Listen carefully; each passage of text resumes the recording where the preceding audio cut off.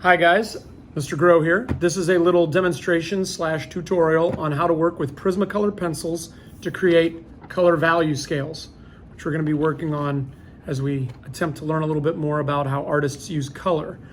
Prismacolor pencils were part of your supplies. I'm really hoping that you were able to pick some up. There were some other brands that are not as good, unfortunately, so if you managed to pick up Crayola, we can try to do what we can, but I was really hoping for Prismacolor Premier pencils. There's also a brand that Prismacolor makes called Very Thin, and they're a little harder, and they're nice pencils, but they don't get they don't blend as well, and they don't get the deep saturation of color that you get with the Prismacolor pencils. So I'm going to open up this set, and you'll see they're already sharpened in there for you. And they've got the colors named on the side there, as well as a number that relates to the particular color. So try to sharpen on the side that doesn't take away the number or the color on there. And we will take a look at this handout and we will start talking about how to blend with the Prismacolor pencils. Okay, there are 5 different color value scales on the handout that we're working with. It begins with a monochromatic scale. Monochromatic means one color. Monochroma. Chroma means color, and mono means one, like a monocle. If someone has one eyeglass, like Mr. Peanut, that's because it's one. Mono means one. Monochromatic, so that's one color. In this case, you're picking your pure color from a cool color. Cool colors are the colors that you might associate with cool things or ice. Purple, blue, maybe even some greens, but those are all cool colors. And warm colors are the colors you might associate with fire and warm things. Yellows and oranges and reds. Those are warm colors and cool colors. In art, we talk about how warm colors seem to advance. If you were doing, like, let's say, a landscape painting, warm colors seem to pull things forward and cool colors seem to recede. We're going to try to start with a cool color, let's say blue here, and we're going to add a little black, and that's called adding a shade, creating a shade, down to where we have a very dark shade of blue. And then we're going to add a little white, and that's called creating a tint, adding a tint, and that's going to go down to a very light pink. I'm sorry, not with the blue. That'll go down to a really light blue. It'll be light pink on the one below, where we work with a warm color like red in the middle and try to add a little white, I will demonstrate this in a moment. There's analogous blending. Analogous colors are colors that are next to each other on the color wheel. Just like when you make an analogy, you're comparing two similar things. Analogous colors are next to each other on the color wheel.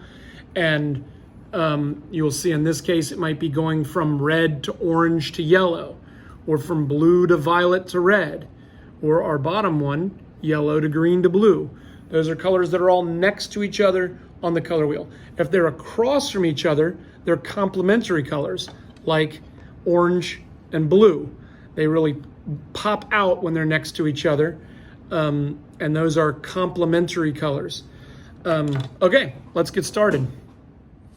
Okay, here we go. Here's a student example, and Eva did a great job on this. This was, it's difficult to do. She started with a pure color. In this case, I think she started off maybe with a violet blue and added a little black, a little more black to the darkest, a little white, a little more white, adding the tints down to something light here. But you can see some of these things get a little bit similar in some of the areas, and you really want to try to have it be a scale where you can really tell things are changing. But overall, she did a very good job. This is kind of challenging to do. She did a great job down here on this analogous blending one, starting with orange, adding a little bit of red, just a little bit of red, starting with orange, having a little bit of orange mixed with the yellow, a little less orange to where it's just solid yellow. It's a slow transition from orange going, a little less amount of the yellow mixed into it down to straight yellow. Here you're adding a little red, and making it solid red in there. So we didn't get to finish the final one, but this gives you a pretty good idea of where we're going to go. I'll do my little demonstration.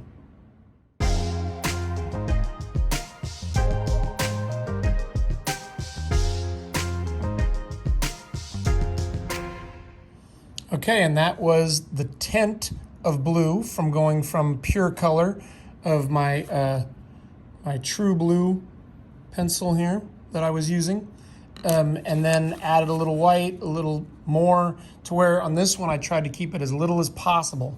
Now we'll do a shade. I'll do one more demo, and I feel like you ought to have a pretty good idea of what you're doing here.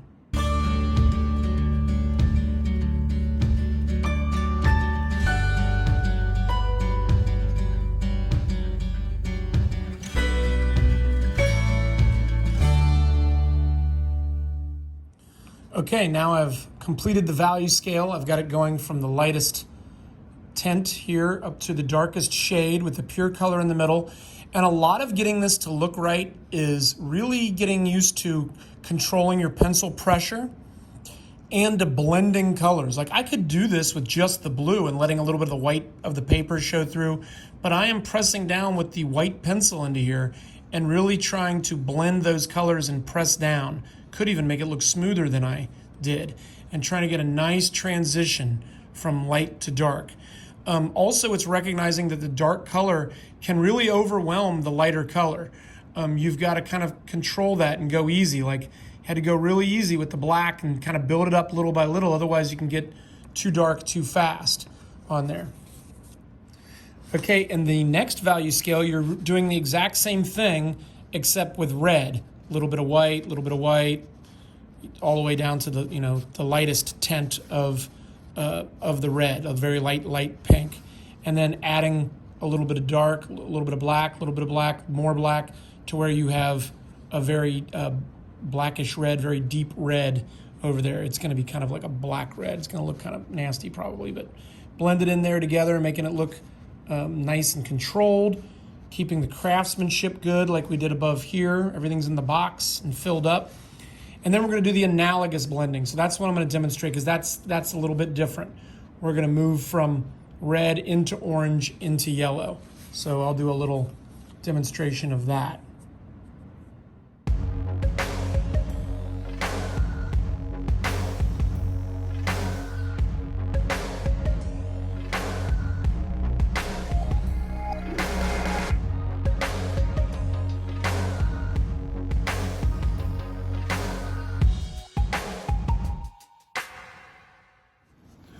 Okay, so I've completed 2 of them. Here is my monochromatic, 1 color plus white and black. Nice transitions.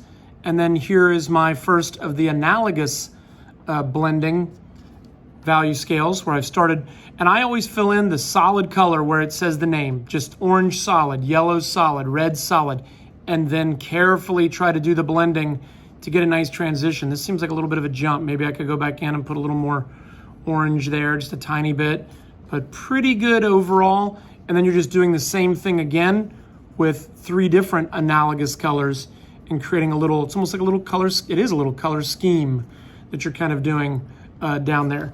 I will also say that when sharpening your pencils, you may find it more effective to use one of these than even the electric pencil sharpeners. The electric pencil sharpeners can sometimes eat through your Prismacolors, and the Prismacolors are pretty expensive. So I would definitely be like pressing in there kind of, somewhat lightly and pulling back out and seeing if I've got a little tip on there. I've got some of these you can use. All right, it's about craftsmanship, color blending, and trying to really think about these color terms as you're learning some of this color vocabulary. Good luck to you guys.